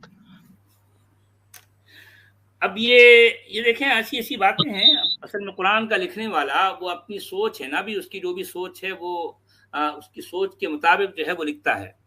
अब यहाँ तो ये बता रहा है कि उनका रब जो है, बेशक मेरा रब एक जो है सीधे रास्ते पर है। इसका मतलब ये है कि वहां कहीं बैठा है, खड़ा है, जिसे इसका मतलब दादा ये हो गया जी, इसका मतलब ये हो गया कि देखिए मुसलमान भटके हुए होते हैं तो अल्लाह उनको सीधा रास्ता दिखाता है, सिरातिल मुस्तकीम। तो अल्लाह भटका हुआ है क्या? उसको सीधा रास्ता कौन दिखा रहा है? उसका गाइड कौन कर रहा है? बात तो सही है। ये अल्फाज जो है जो आए हैं, इससे पहले आपने जो आयत बताई है ना, उसमें भी आला सिरातुल मुस्तकीम है, वमन यशा यजअलहु आला सिरातुल मुस्तकीम है। यहाँ पर भी इन्ना रब्बी आला सिरातुल मुस्तकीम, अल्फाज बिल्कुल सेम है। मगर अब करते क्या है ये सारे ट्रांसलेटर्स, ये डंडियां मारते हैं। क्योंकि अल्फाज का जो है अगर एज इट इज मतलब लिया जाए तो इसका कुछ और ही जो है बात आप हमारे सामने आती है। मगर अब वो बात बड़ी भयानक है कि भाई जो भटके हुए हैं वो तो जो है गलत रास्तों पे है ना भी। तो अब जो है अल्लाह जिसे चाहता है बनाता है, उसके लिए जो है वमन यशा यजअलहु अला सिरातिल मुस्तकीम। लेकिन यहाँ पर कि अल्लाह खुद जो है सिरात मुस्तकीम पर है, या मेरा क्लियर बोल रही है दादा, क्लियर बोल रही है। जी हाँ, जी हाँ, क्लियर लिखा है। पिक्ताल ने ट्रांसलेशन भी बिल्कुल सही किया है इसका। जी हाँ, जी हाँ, बात सही है। मगर अब ऐसा है ना कि इस तरह की बातें जब मोमिनीन के सामने रखी जाती हैं तो वो इसका भी जो है वो इधर उधर से घुमाकर जो है वो कहेंगे नहीं यार इसमें गलत कुछ भी नहीं है, सब सही है, क्योंकि कुरान में है तो सही है। जो कुछ कुरान में हो सब सही है, कुरान के बाहर जो है सारा गलत है। ठीक है। अब ये मोमिनीन का जो है क्लेम है ना, अभी क्या किया जाए, ऐसे ही चल रहा है। ठीक है दादा, थैंक यू। जी थैंक यू सुभाष जी। उज्जवल जी, हाँ जी भाई, नमस्ते जी नमस्ते। हाँ मेरा एक रिक्वेस्ट था और एक क्वेश्चन था। तो रिक्वेस्ट ये था कि कुरान तो सीक्वेंस वाइज नहीं है, जो इंसिडेंट जैसे हुआ था, तो एक आप अगर एक पीडीएफ में सीक्वेंस कर देते तो लोगों को समझने में थोड़ा आसानी होता, और उसके साथ अगर जो हदीस से रिलेटेड है, होता है ना कि कुरान का ये चैप्टर, ये पोजीशन, ये इसके साथ हदीस रिलेटेड है, ऐसा एक पीडीएफ बना देते लोगों के लिए बहुत आसान हो जाता समझना। सब मिल जाएगा अगर आप जो है गूगल पे टाइप सीक्वेंस नहीं मिलता है तो नहीं मिल जाता है। सुनिए मेरी बात सुनो मेरे भाई, सुन लें। अगर आप गूगल पे टाइप करेंगे, उस पे लिखेंगे आप, उसको कहते हैं ये chronological order, Quran in chronological order. अगर आप ये लिखेंगे तो आपको इस तरह का कुरान भी मिल जाएगा, जिसमें सारी क्रोनोलॉजी है कि जिस सीक्वेंस में इनकी अपने क्लेम के मुताबिक जो है जैसे कैसे ये रिवील हुआ, नाजिल हुआ, तो वो उस ऑर्डर में ये सारी जो है मतलब चैप्टर्स आपको मिलेंगे। तो उसमें जिस तरह से आप कह रहे हैं कि कहीं कोई इससे रिलेटेड कोई हदीस, तो मेरे ख्याल से शायद वो भी उसमें है। अगर आप जो है जिस वेबसाइट पर जो है आपको ये मिलेगा, अगर आप उस पर ये टाइप करेंगे कि जो है इससे रिलेटेड जो है जो भी हदीस है, जो ऑथेंटिक हदीस, आपको ये भी मिल जाएगी। ठीक है, ठीक है। और इस सवाल था, जो एक मोहम्मद के जो वाइफ थे, उनके जो स्लेव के साथ अचानक एक दिन उनके वाइफ के गैर मौजूदगी में सेक्स करना शुरू कर दिए थे, तो ये कौन सा वर्स या चैप्टर में है और इसके साथ रिलेटेड हदीस बता पाएंगे? मुझे थोड़ा देखना था वो। अब असल में इस तरह की बातें क्योंकि कुरान से बाहर वाली किताबों में हैं, तो इसलिए मैं उसको एंटरटेन नहीं करता। लेकिन इसमें ये इशारा मिलता है सूरा अत-तहरीम की पहली आयत में। जी हाँ, पहली आयत में ये बात आई है, या अय्युहन नबिय्यु लिमा तुहर्रिमु मा अहल्लल्लाहु लक। तो इससे रिलेटेड जो है जो बातें जो शान नुज़ूल या फिर जो है ये देखें, सूरह तहरीम की पहली आयत है, ठीक है, 66.1, ठीक है। ये देखें और इससे रिलेटेड आपको जो ट्रांसलेशंस या फिर जो है जो इंटरप्रिटेशन मिलेंगे उसमें आपको ये सारी बातें मिल जाएंगी। ठीक है, अच्छा, और कुछ पूछना है आपको? इसके साथ हदीस से मतलब हदीसों के साथ कोई कनेक्शन नहीं है, सही हदीस जो बोलते हैं? अब कनेक्शन तो लोग जोड़ते हैं, मैं एक्चुअल जो है हदीस पर बात नहीं करता, इसलिए मैं जो है उसको एंटरटेन नहीं करता। ठीक है, अच्छा, आपको किताबों में या गूगल करेंगे तो मिल जाएगी सारी डिटेल इसकी। आजकल तो अब सब आसान हो गया ना, भी हर चीज आपको मिल जाती है। ओके, हाँ ठीक है, धन्यवाद। चलिए उज्जवल जी, धन्यवाद आपका। थॉट्स प्रोवोकेट क्या है? प्रोवोकेटियर। जी भाई, आप म्यूट हैं, अनम्यूट करें। हाँ जी, hello, can you hear me? जी जी, हाँ बोलिए भाई, बोलिए। हाँ जी, तो सचवाला जी, आप एक तो बहुत ज़बरदस्त चैलेंजिंग काम कर रहे हैं और आपकी तपस्या भी काफ़ी सालों की है, वो दिख रहा है। पर आप समझते हैं कि जो मतलब इस आइडियोलॉजी को इतना ब्लाइंडली फॉलो करते हैं या फिर बिना सोचे समझे फॉलो करते हैं, वो आपके हिसाब से मरीज हैं? जी, राइट, हाँ जी। जी।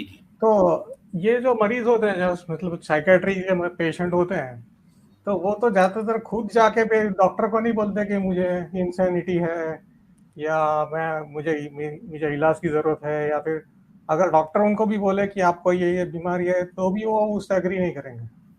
जी हाँ, तो ये वो तो है। बोलेंगे कि नहीं मैं तो ठीक हूँ, आपको ही प्रॉब्लम होगी। हाँ, ये तो ऐसा कहेंगे ना भी, मोमिनीन का भी यही हाल है, यही हाल है मोमिनीन किराम का। जी हाँ जी, तो आपकी जो मेहनत तो कब तक कहाँ तक आपको सफलता दिला सकेगी? मुझे ये इसके थोड़ा शक है। अब ऐसा है भी, देखें कि अगर हम सफलता को देखने का जो है मतलब अगर ये जो है अगर पैमाना है आपका कि भाई मैं ये कोशिश करूं 2-4 साल 6-8-10 साल में जो है मुझे इसकी सफलता मिल जाए, ऐसा नहीं होता मेरे भाई।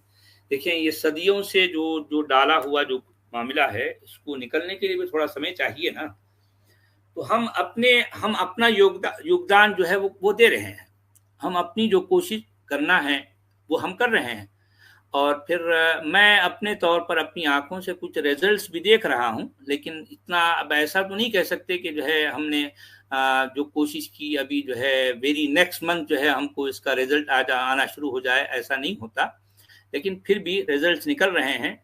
अभी देखें कि हमने YouTube पर आकर हमको चंद महीने तो हुआ ना, अभी 1 साल भी अभी पूरा नहीं हुआ, लेकिन इसमें जो कुछ हम अपनी आंखों से देख रहे हैं, इससे तो हमें लगता है कि आने वाले चंद सालों में हम बड़ा परिवर्तन ला पाएंगे। ये हमारी कोशिश है, ये हमारी जो है उम्मीद भी है इस तरह से। ठीक है जी, और कुछ आपका सवाल है? हाँ जी, इसके लिए मतलब आप कुछ और भी कुछ स्ट्रेटेजी भी अपनी थोड़ी सी मॉडिफाई करना या फिर नए एक्सपेरिमेंट वगैरह करने का सोच रहे हैं, मतलब इससे रिलेटेड क्या एक्सपेरिमेंट करेंगे भाई? अब यही है कि मतलब हम मोमिनीन से हम बात करते हैं, उनसे जो है जो आर्ग्यूमेंट होती है हमारी, और जो है बेसिकली कुरान के टेक्स्ट पर मैं जो बात करता हूँ इतने कॉन्फिडेंस के साथ, और मैं कहता हूँ कि भाई ये बातें जो आप सोच रहे हो, जो कुछ ईमान रखते हो, वो बातें तो कुरान में नहीं हैं। तो इस तरह की बातें उनके अंदर जो है कुछ ना कुछ तो हिला जरूर रही है। आप समझे ना कि वो अंदर से हिल रहे हैं, तभी तो इतना जोश में, इतना खरोश में, इतना जो है पिल के आते हैं और पता नहीं क्या अंदाज अपनाते हैं मेरे सामने। तो मैं समझ सकता हूँ कि जो है उनके यकीन, उनके ईमान को बड़ा जो है धक्का ज़रूर लग रहा है, क्योंकि उनकी जो नींव है, उनकी जो बुनियादें, उनकी जड़ें जो है हिलने शुरू हो गई हैं। क्योंकि मैं इतनी बेसिक बातें करता हूँ कि इतनी बेसिक बातों का अगर इनके स्कॉलर के पास जवाब नहीं है, तो फिर इस्लाम के पास बचा क्या है? बेसिक बातों का अगर जवाब नहीं है तो फिर क्या है इनके पास, क्या है? राइट, मैं बोल रहा हूँ कि मतलब जैसा कि जिसको बोलते हैं हॉरिजॉन्टल कम्युनिकेशन, मतलब कि जो लोग मतलब जिन्होंने आपकी बातें सुनी, आपके सवाल के ऊपर सोचा, फिर बाद में उन्होंने इस आइडियोलॉजी को छोड़ा, तो ऐसे लोगों की कम्युनिटी बनाकर उनके द्वारा ही आपके जो कार्यक्रम को आगे बढ़ाया जाए तो वो ज़्यादा इफेक्टिव होगा क्या? हाँ भाई, देखें कि करना तो हम बहुत कुछ चाहते हैं, लेकिन आपको अंदाजा है कि ये सारा मामला पॉलिटिकल है, इवन हमारे अपने देश में भी हमको जितनी सहायता, जितनी जो है हमको एक जो मिलनी चाहिए कि भाई हमारी पूरी कम्युनिटी को या हमारे मूवमेंट को, तो कुछ भी नहीं है। ना तो जो है स्टेट गवर्नमेंट कुछ करती है, ना जो है सेंट्रल गवर्नमेंट जो है, कहीं से भी कुछ भी नहीं। जो कुछ भी करना है हम अपने जो है बलबूते पर, या फिर कुछ लोग जो है जो इस बात को, इस काम को जो है बहुत इम्पोर्टेंस देते हैं, वो लोग जुड़कर जो है हम ये काम जो है पब्लिक से कर रहे हैं। लेकिन हमको कहीं से ऊपर से कोई पॉलिटिकल जो है हमको अभी तक भी कोई स्ट्रेंथ नहीं मिली। क्या करें सब? शायद हो सकता है आगे जाकर शायद मिल भी जाए, लेकिन अभी तक तो ऐसा कुछ भी हमारे साथ यानी ऐसी कोई चीज हमको नहीं मिली। ठीक है जी, थैंक यू जी सर, ओके, बहुत बहुत शुक्रिया, thank you. Rakesh Chauhan ji unmute करें। राकेश जी भाई बोलिए भाई, क्या सवाल है आपका? राकेश जी बात करें। हेलो हर्ष जी बोलिए भाई।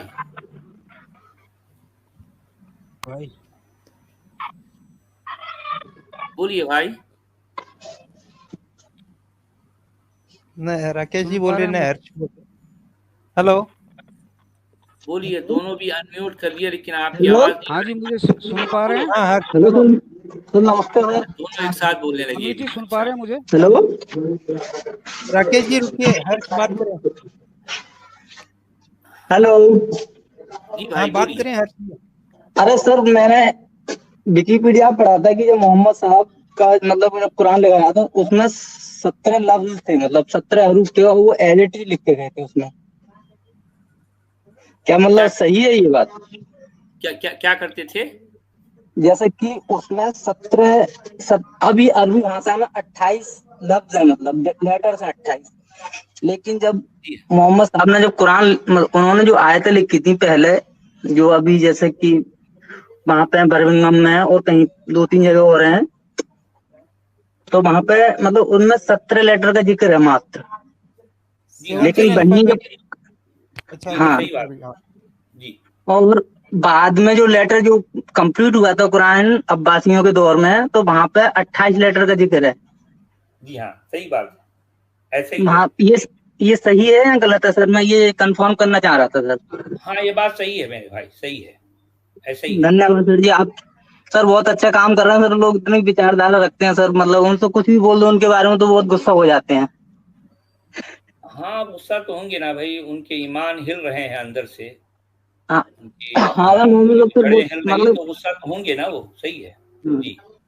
सर आपसे सर बात करके सर बहुत अच्छा लग रहा है सर। मैं कई बार ट्राई करा था सर मैंने, लेकिन मिला नहीं था आपका, मतलब मैं वेट करता रहता हूँ आपका काफी। फ्राइडे बात कर सकते हैं जी हाँ, फ्राइडे आप आ सकते हैं, अपनी बात जो भी सवाल है आप सवाल उसको फ्रेम करें, आज के बात कर सकते हैं। मैं अपने ठीक है सर, धन्यवाद सर। रखता हूँ जी, बहुत बहुत शुक्रिया जी, बहुत शुक्रिया जी। राकेश चौहान जी जी भाई बोलिए, क्या पूछना चाहते हैं आप? सचवाला जी नमस्ते। अमित जी नमस्ते। जी नमस्ते सर। जी नमस्ते। जी नमस्ते। सबसे पहले तो मेरा एक सवाल है, थोड़ा सा लंबा है। हम सबको पता है कि जो भारत में इस्लाम फैला वो तलवार के जोर पे फैला, लेकिन अधिकतर मुस्लिम इस बात से इनकार करते हैं और वो कहते हैं कि नहीं, ऐसी कोई बात नहीं है। हमारे जो पूर्वज थे उन्होंने अपनी मर्जी से इसको कबूल किया। तो लेकिन जो कंटेम्परेरी हिस्टोरियंस हैं जी, मुस्लिम हिस्टोरियंस है, उनके भी जो एविडेंस ये कहते हैं कि बहुत ज़्यादा मंदिर तोड़े गए, लोगों को जबरदस्ती कन्वर्ट किया गया। आप एक बहुत अच्छी मुहिम चला रहे हैं, तो मेरा कहना है कि क्या इस दिशा में शिक्षा के स्तर पे जो हमारे जो एकेडमिशियन है कोई ऐसा काम नहीं किया कि इस बात पे कोई जोर डाले कि भाई हाँ ऐसे ऐसे कन्वर्जन ज़बरदस्ती हुआ? तो क्या एक मुहिम ऐसी भी चलाई जानी चाहिए आपकी नज़र में, और अगर हाँ तो कैसे? अब देखें, ये एक हिस्टोरिकल बातें हैं। किसी ज़माने में किसी जगह कहीं ऐसा हुआ था नहीं हुआ था, इसमें दो तरह की राय हो सकती ना भाई।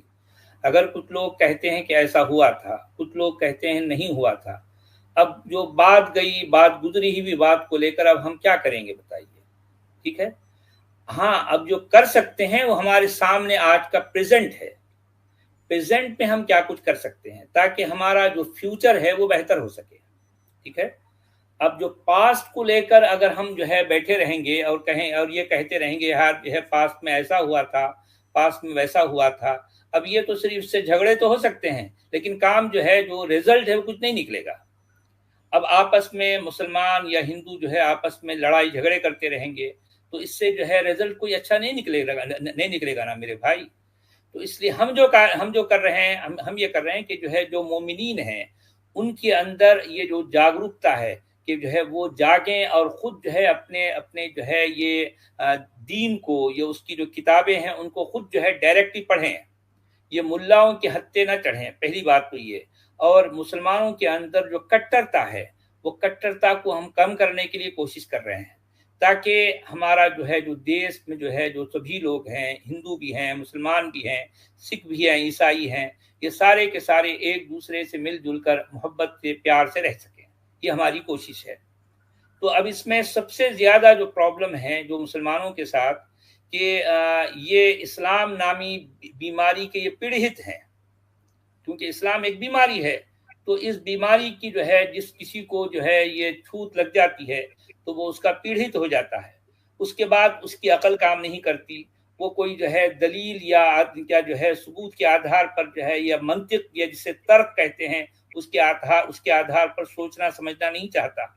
तो ये एक ऐसी बीमारी है जो अकल को खा जाती है, आप समझ रहे हैं, ये एक ऐसी बीमारी है जो अकल को खा जाती है। तो हम जो कोशिश कर रहे हैं ताकि जो है लोग अकल के नाखून लें और जो है अपनी अकल की रोशनी में अपनी ज़िंदगी के मसाइल को हल करें। ये अरब की आइडियालॉजी, अरबों से लाई गई इम्पोर्टेड जो है आइडियालॉजी को का जो है का दामन छोड़ें और जो है अपने मिट्टी, अपने देश, अपने इलाके, अपनी जो है जो भी हम इस मुल्क की जो तहजीब है जो है तो उसके साथ जुड़े रहें और मिलजुल कर रहें, प्यार से रहें, कोई किसी को कोई दुश्मन न समझे। ये हमारा पैगाम है, यही हमारा मैसेज है, ठीक है। अब पुरानी बातों को हम लेके बैठेंगे तो इससे जो है आपस में झगड़े तो हो सकते हैं। जी हाँ, जी बोलिए, आप समझे बात को। जी, मैं शायद अपने आप को ज़्यादा स्पष्ट नहीं कर पाया। मेरा कहना यह है कि क्या एक समाज के, एक भारतीय समाज, हिंदुस्तानी समाज के रूप में ये हमारा फेलियर नहीं है कि हम ये समझाने में नाकामयाब रहे कि हमारे बहुत सारे लोगों को ज़बरदस्ती ये जो आइडियोलॉजी थोपी गई। मैं ये कहना चाह रहा हूँ। हाँ, मेरा भी कहीं ना कहीं ऐसा मानना है, ऐसा समझना है कि जो है ये आइडियोलॉजी को किसी न किसी अंदाज से या तो जो है अट्रैक्ट किया गया या फिर और कोई ताकत के जोर पर या जो है ऐसा कहीं ना कहीं हुआ ज़रूर है। मगर अब ये जो है देखें कि अब अगर हम इस तरह की बातें कहें तो फिर वो दूसरी वाली जो है जो अपोजिट पार्टी है जिसे मुसलमान कहते हैं, तो वो जो है वो गुस्से में हो जाएंगे। अब वो गुस्से में जो है जो काम भी होगा वो गलत ही होगा। या तो ऐसा कोई जो है आपके पास इतने हार्ड एविडेंसेस हों तो आप उनको एक कोई किताब की शक्ल में या फिर उनको इस तरह की जो है कोई सेमिनार जो है बुलाकर उसमें लोगों को ये जो बात जो है आप उनके सामने रखें, कोई यानी यूँ समझिए कि कोई एविडेंस बेस्ड जो है आपकी बातें होनी चाहिए कि जिसका कोई भी इनकार न कर सके। तो ऐसा तो अगर करते हैं तो चलो ठीक है कि गुजरी हुई बातों की रोशनी में आप जो है कुछ इस तरह की आप जो है कोई सबूत देते हैं तो तब तो खैर ठीक है। लेकिन अगर आप सिर्फ ये कहेंगे नहीं भाई ऐसा ऐसा हुआ था हमारे पुरखों के साथ, हमारे पूर्वजों के साथ, उनको जो है तलवार के जोर पर जो है उनको मुसलमान बनाया गया था, ऐसा ऐसा, तो इससे क्या होगा, एक मुसलमान जो है ना वो गुस्से में आ जाते हैं। तो अब देखें कि किसी को भी गुस्सा दिलाकर तो जो है आप कोई अच्छा रिजल्ट नहीं निकाल सकते, ठीक है। या तो आप उनको जो है उनको कायल करें, उनको कन्विंस करें कि ऐसा हुआ था। जी जी, ऐसा कर सकते हैं तो चलो ठीक है। नहीं कर सकते, सिर्फ आप जबान से कहेंगे कि ऐसा ऐसा हुआ था, तो वो लोग भी आपके सामने जबान से कहेंगे ऐसा नहीं हुआ था। तो अब इसका फैसला कौन करेगा बताइए। इस पे तो झगड़े बढ़ेंगे ना भाई। हम तो झगड़ों को मिटाना चाहते हैं, आपस में जो दूरियां हैं उन दूरियों को खत्म करना चाहते हैं, हमारा मकसद तो ये है। जी और इसी मकसद के तहत हम यहाँ पर जो है यहाँ लगे हैं, हम काम कर रहे हैं। हम ये हिंदू मुस्लिम को आपस में जो है तोड़ना नहीं है बल्कि जोड़ना चाहते हैं। जो दूरियां हैं, अब ये जो है ये दूरियां ये अरब आइडियोलॉजी के कारण आई। अरब आइडियोलॉजी हम पर जो थोपी गई कि किसी तरह से मानो, नहीं मानेंगे तो ऐसा होगा वैसा होगा। तो किसी के साथ कभी ऐसा हुआ था वो तो छोड़िए आप, ये तो मेरे अपने साथ हुआ ना भाई, मेरे मैं तो किसी पुराने जमाने की बात नहीं कर रहा हूँ। ये तो मैं अभी मैं जीते जी मैं ये बात कर रहा हूँ कि अगर मैं कहता हूँ कि मैं इस आइडियोलॉजी को नहीं मानता तो मेरे साथ ये सब कुछ हो गया।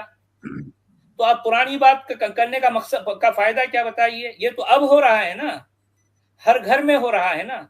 जिस घर में भी उस घर का कोई सदस्य, कोई मेंबर अगर ये कहे कि मैं इस अरब आइडियोलॉजी को नहीं मानता, तो उसके साथ भी एग्जैक्टली वही होगा जो मेरे साथ हुआ। आप समझे ना? तो ये जो कट्टरता है, जी बिल्कुल, ये कट्टरता खत्म होगी और फिर जो है इंसान की तरह रहने लगेंगे। और जो है अगर मुसलमान भी ये कहने लग जाएं, ठीक है भाई हम तो मानते हैं, अगर जो है आप नहीं मानते हैं तो हमारी आपसे कोई दुश्मनी नहीं है, हम आपके साथ बायकॉट नहीं करेंगे। आप मानने वाले, आप नहीं मानते तब भी चूंकि आप हमारे भाई हैं, हमारे खूनी रिश्तेदार हैं, और हम मानने वाले हैं तो हम आपके रिश्तेदार हैं, हम मिलजुल कर रहेंगे। मानने वाले हो या नहीं मानने वाले हो, हमें इससे कोई फर्क नहीं पड़ता। अगर मुसलमान इस पॉइंट पर आ जाते हैं तो मैं अपना ये जो मिशन है, मैं अपना मिशन रोक दूंगा। मैं समझूंगा कि मैं कामयाब हो गया। अगर मुसलमान उनके जो है जो स्कॉलर्स हैं वो ये कहते हैं कि अगर जो है जिस घर में, अगर उस घर के अगर जो है 10 मेंबर हैं, उसमें से 1 या 2 मेंबर ये कहते हैं कि हम इस अरबी आइडियोलॉजी को नहीं मानते बोलने के बावजूद बाकी के जो 8 मेंबर्स हैं वो ये कहें कि भी आप नहीं मानते न सही, लेकिन आप हमारे भाई हैं, इसलिए कि आपका हमारा जो है खूनी रिश्ता है। अगर मुसलमान ये कहने के लिए तैयार हैं तो मैं अपना ये सारा काम रोकने के लिए तैयार। आप समझे मेरी बात? तो पुरानी बातों को ठिकोरने से फायदा कुछ भी नहीं है।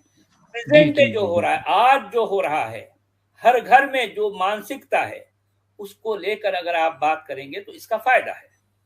पुरानी बातों को आप निकालेंगे, उसको खिकोरेंगे, तो इससे तो जो है आपस में लड़ाई झगड़े होंगे ना। तो हम लड़ाई झगड़े नहीं चाहते, हम तो जोड़ना चाहते हैं, तोड़ना नहीं चाहते समाज को। ठीक है, आप समझिए। चलें, बहुत शुक्रिया आपका जी। और आगे भी आइए आप जी। राजीव कुमार जी, हाँ संजीव नमस्कार सर।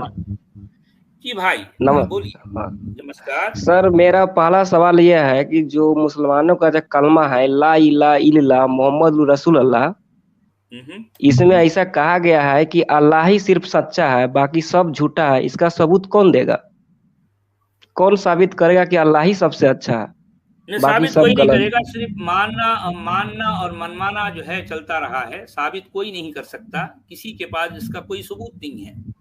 ला इलाहा इल्लल्लाह ये वो क्लेम है, ये वो दावा है जिसका सबूत दुनिया के किसी भी इस्लामिक स्कॉलर के पास नहीं है। पूरी दुनिया जो है अभी इस तरह के जो है क्लेम के सबूत से खाली पड़ी है। सिर्फ फिर कहता है कि इंसानों का अल्लाह ही ने बनाया है। तो भाई एक तो मुसलमान है, एक हिंदू है, मेरा क्या गलती है भाई? अल्लाह तो भी हमें बनाया होगा। जी, अब यही है बस। अब यही, यानी ये सारी बातें पॉलिटिकल एजेंडा है इनका, पॉलिटिकल स्लोगन है। ला इलाहा इल्लल्लाह एक्चुअली पॉलिटिकल स्लोगन है। इनकी अपनी पॉलिटिक्स थी, जिन्होंने इस तरह के कलिमे को जो है जो तराशा है, जो घड़ा है और जो है इंसानों पर थोपा, ताकि वो इस कलिमे के डर से वो जो है इनको मानने वाले हो जाएं, इनके सामने सरेंडर करने वाले हो जाएं, अपने आप को सबमिट करने वाले हो जाएं। ये सारा जो है पॉलिटिक्स है। फिर सर बहुत सारे मोमिन से बात होता रहता है, तो मोमिन कहता है कि भाई इस्लाम सच्चा मजहब है, देखो तेजी से पूरे दुनिया में फैला है। तो मैं भी कहता हूँ भाई कोरोना वायरस भी तो पूरे दुनिया में तेजी से फैला है, तो भाई उसका भी वैक्सीन आया है। जिस तरह हम मानते हैं कि आप लोग उस वैक्सीन समान है कि जल्दी से इस वायरस को खत्म करिएगा। नहीं, जल्दी कोई काम नहीं होता मेरे भाई, जल्दी का काम जो है अच्छा नहीं होता। देखें तो कि सर ये सारा वायरस जो है इतने समय लगे इसको इतना फैलने के लिए, अब इसको निकालने के लिए भी थोड़ा समय चाहिए ना हमको। सर हमें दिख रहा है कोई काम नहीं होता जी, जल्दी में कोई काम नहीं होता, टाइम लगेगा इसके लिए, धीरे धीरे होगा, हम कोशिश कर रहे हैं ना। सर हम 2021 से देख रहे हैं कि बहुत तेजी से हो रहा है। देखे आज इस साल 2022 में प्रिंस सलमान ने 2021 के लास्ट में बहुत सारे पर बैन लगा दिया, बहुत सारा खोल दिया कि भाई वहाँ डांस होगा, सब चीज होगा, प्रोग्राम होगा। सऊदी अरब की बात है सर। लेकिन हम डांस करवाना नहीं चाहते मेरे भाई, लोग ये नहीं सर, फिर भी फ्रीडम एक स्वतंत्रता डांस करवाना चाहता है, मेरा वो मकसद नहीं है। मैं ये सिर्फ कहता हूँ कि लोग जो है सोचने वाले हो जाएं, अपने अकीदों को परखने वाले, जांचने वाले हो जाएं, हम सिर्फ ये चाहते हैं लोगों से। ठीक है, चलिए बहुत शुक्रिया, आप आए, अपने अपने सवाल रखे, बहुत शुक्रिया। DMG जी भाई, क्या सवाल है जी अमित भाई, गुड इवनिंग। क्वेश्चन तो ऐसा है कि जो नबी या रसूल की गुस्ताखी करे उसकी सजा ये कौन से किताब में आती है? जो मेन बुक है उसमें आती है, बाहर की किताब में? नहीं, कुरान में तो नहीं है। जो मेन बुक कहा जाता है उसमें इस तरह की कोई सजा नहीं है। तो संडे जो मुफ्ती जी है आपके साथ डिबेट करते, जिनकी संडे की स्ट्रीम होती है, उनसे भी सवाल पूछे जाते हैं, तो उन्होंने कहा कि कोई पर्सनली नहीं कर सकता, ये तो स्टेट का मामला है, स्टेट ये सजा देती है, तो ये सही है? स्टेट ये सजा देती है, इसको भी जो है वो डिफाइन नहीं कर सकते, क्योंकि इस तरह की बात नहीं आई, क्योंकि इतनी जनरल बात कही गई है कि अगर मान लो 2-4 लोग मिलकर जो है ये काम करें और फिर उनको लगे कि अभी क्योंकि स्टेट नहीं कर रही इसलिए हमने ये कानून अपने हाथ में ले लिया है, तो ये इस तरह से होता रहा, पहले भी हुआ है, आज भी कहीं भी हो रहा है, कहीं ना कहीं होता ही रहता है। क्या आपने फ्रांस में जो है स्टेट नहीं थी, वहाँ गवर्नमेंट नहीं थी, वहाँ कानून नहीं था, लेकिन किसी ने जो है तैश में आकर जो है गुस्से में आकर ये कानून अपने हाथ में ले लिया। मसला ये है कि इस्लाम के जो है ये जो ऑर्डर्स हैं कुरान के, या जो है जनरली जो है इस्लाम के जो ऑर्डर्स हैं वो है ही इतने बेतुके, इतने बेढंगे हैं कि जो है वो किसी को भी जो है तैश में दिलवा कर जो है ये कवानीन उनसे अपना जो है इंडिविजुअली जो है कोई इस तरह का कांड करवा सकते हैं। और ये इससे पहले भी होता रहा है, आज भी हो रहा है हमारी आंखों के सामने। चीज बिल्कुल सही है, बट ये मुफ्ती चीज जो है, जो भी स्कॉलर्स लोग हैं, उनको एटलीस्ट उतना तो बताना चाहिए कि ये मेन बुक में नहीं आता, ये बाहर के में आता है, आपको बिलीव करना है। वहां पर तो उनको ऐसे ही जो है पॉलिटिकल जो है स्टेटमेंट देना पड़ता है ना भाई, क्योंकि वो वहां ऐसा तो नहीं कह सकते कि हाँ भाई क्योंकि स्टेट नहीं दे रही तो जो है इंसान भी जो है कोई भी शख्स ये जो है कर दे, क्योंकि हम अब तक यही देखते आए हैं कि जहां जहां जिन लोगों ने कानून को हाथ में लेकर इस तरह का किसी की जान ले ली, किसी का सर तन से जुदा कर दिया, ये हर जगह, भले वो पाकिस्तान हो या फिर जो है पाकिस्तान के अलावा जहां जहां भी ये होता है, तो उन सब जगहों पर कानून भी है, जो है पूरा स्टेट भी है, उनकी जो है उनकी अदालत भी है, सब कुछ है, होते हुए भी जो है इस तरह का काम होता है।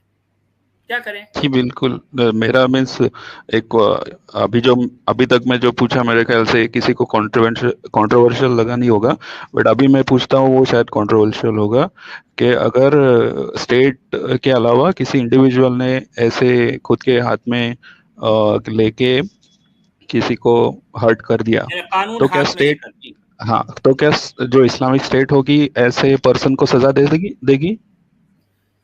अब देखें कि आज से कुछ चंद साल पहले ये मुमताज कादरी नाम का एक शख्स, जो कि पाकिस्तान की, हाँ, पाकिस्तान में मालूम है मेरे को, सूबे पंजाब का जो है जो उसका गवर्नर था शायद, तो वो जो है उसका बॉडीगार्ड था, वो मुमताज कादरी जो है वो बॉडीगार्ड था। उसने अपने ही जो है मतलब जो बॉस को उसने अपनी बंदूक से जो है मार डाला उसको।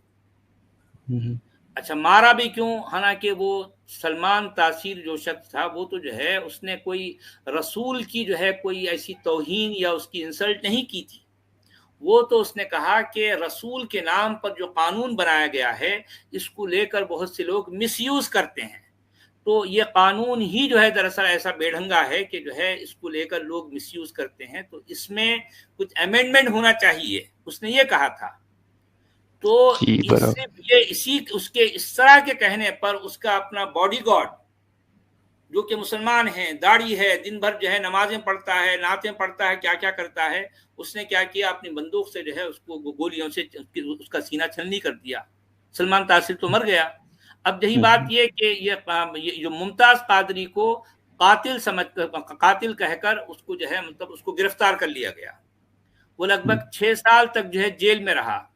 अब वो जो है पाकिस्तान के कितने बड़े बड़े जो है वकील हैं, जो उनके जजेस हैं, वो लोग जो है कह रहे हैं कि भाई ये तो कातिल है, लेकिन वहाँ की जो पब्लिक है या फिर उनके और भी जो बड़े बड़े लीडर्स हैं, उनका कहना है कि नहीं, ये कातिल नहीं है, इसको जो है रिहा करना चाहिए।